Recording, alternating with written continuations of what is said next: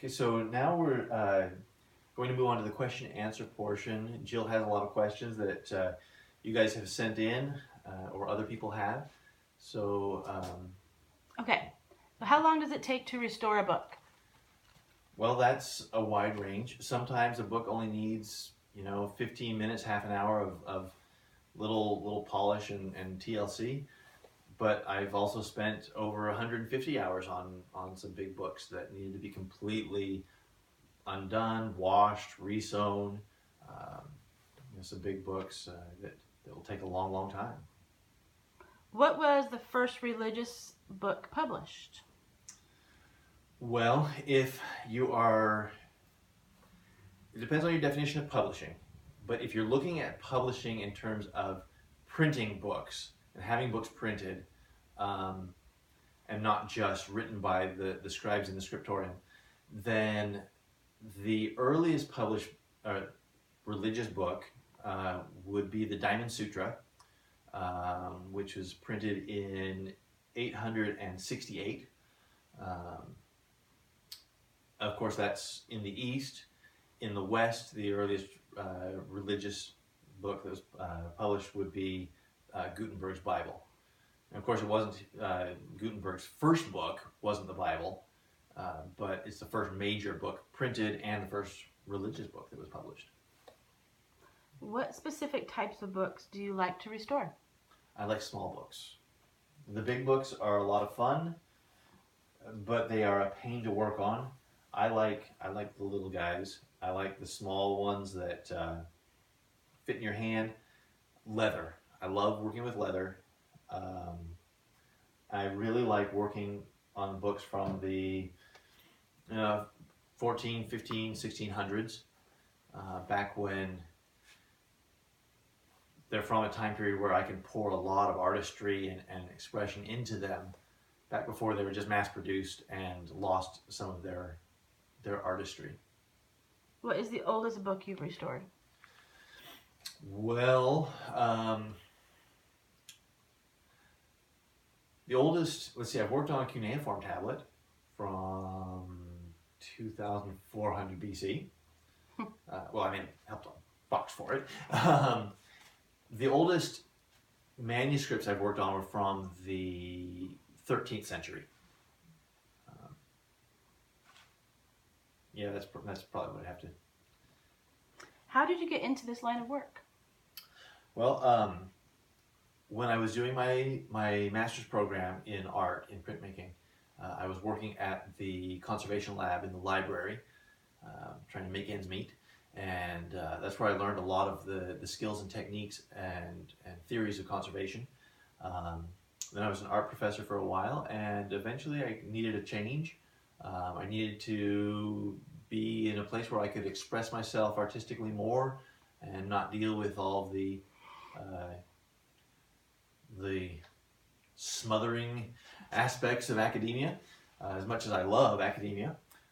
So I got back into the book world, and it eventually led to Jill and I creating this company, Eidolon House, which has been just an amazing ride so far. We have just absolutely poured our heart and soul into it and just loved it. Okay. What are your thoughts on the limits of conservation? And when should materials be replaced versus stabilized? Well, every book is unique. There is no set pattern of restoration or conservation. And one of the things that you have to consider is the spectrum of conservation and restoration. On one side, you have what I call the librarian, which is pure conservation.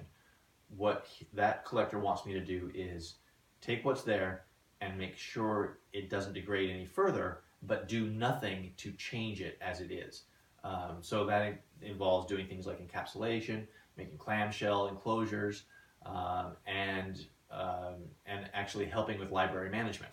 On the other side is the restorationist who likes the book to look as it would have if it were brand new when it came off of the finisher's desk.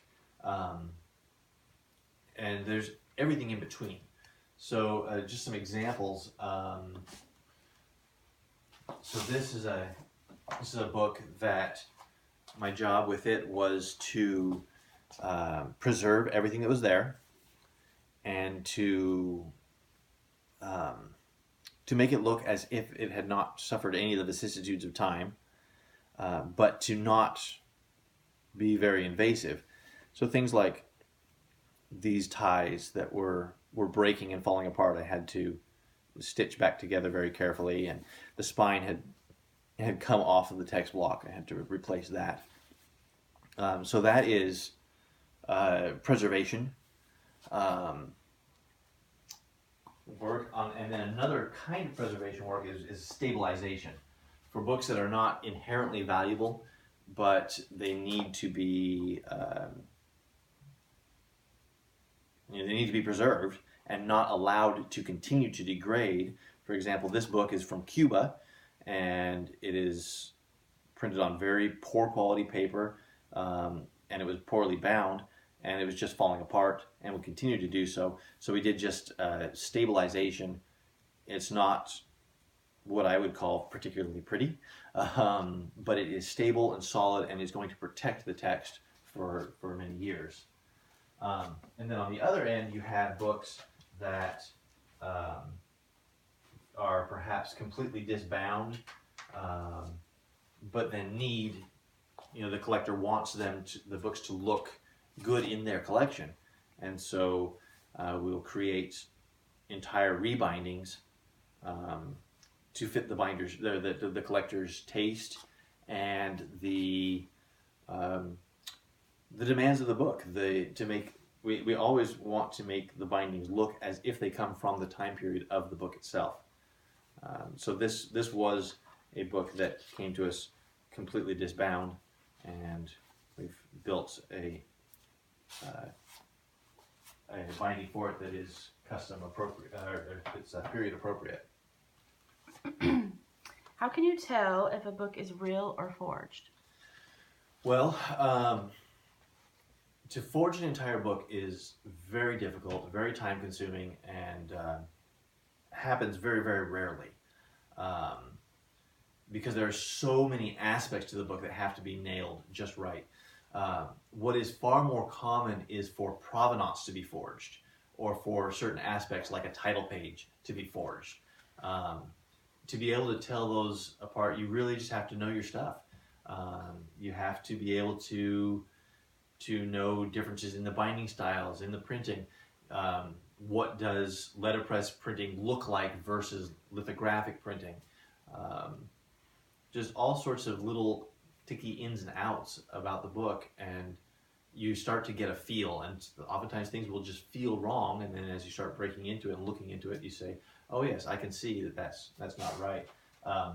This book, for example, it's an incunabulum from the 1480s, 1483, and it's bound with vellum and a printed paper.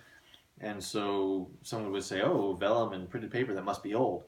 But you can tell by the way it was bound, the binding style, the way the corners were done, and the nature of the paper and the material itself. There's just something definitely wrong. And especially when you get into these end papers that have been pasted down, you can tell that this book the binding is no older than maybe 50 years.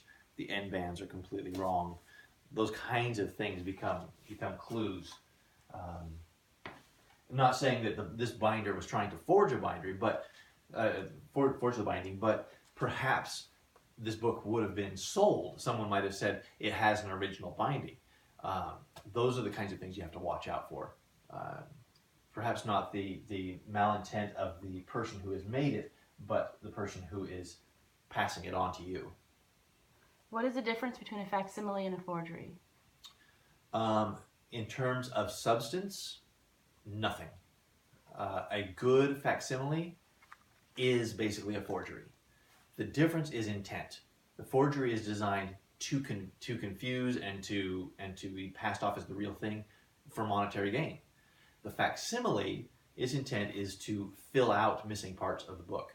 And so for us, for example, when we make facsimiles, we try to make them as indistinguishable from the original as possible. However, we are always going to add our mark, our signature that indicates that it is a facsimile, so that it can't be, so someone won't be duped. All they have to do is look and see, wait, this doesn't belong, it is a facsimile. But it does not, the problem is people oftentimes with facsimiles, they'll just do it, use like a Xerox copy on white paper and stick it in. The problem with that is those aren't really true facsimiles in my mind, and they are distractions from the rest of the text. A good facsimile should never distract, never stick out, never say I don't belong.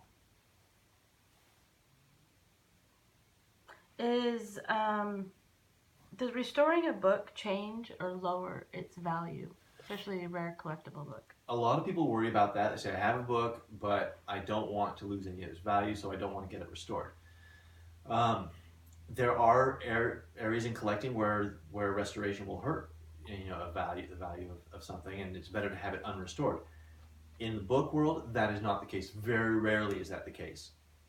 The ranking of value in terms of books goes an unrestored, untouched book in its pristine condition. That's the thing. It has to be good condition. After that comes books that have been professionally restored, that have good restoration work done to fix them up. Under that are the books that are not restored, that are in medium to poor condition, and at the very bottom are books that have been restored poorly and actually been damaged by bad restoration work. So there is a spectrum, but good restoration work is always going to take the work from the bottom two areas and move them up. So restoration work is almost always a good thing. The only time that you want to avoid restoration is if there is something about the collection or that work itself that depends on the piece being in the state it's in. That the story that is told by the condition is important. For example, like the Cuba book.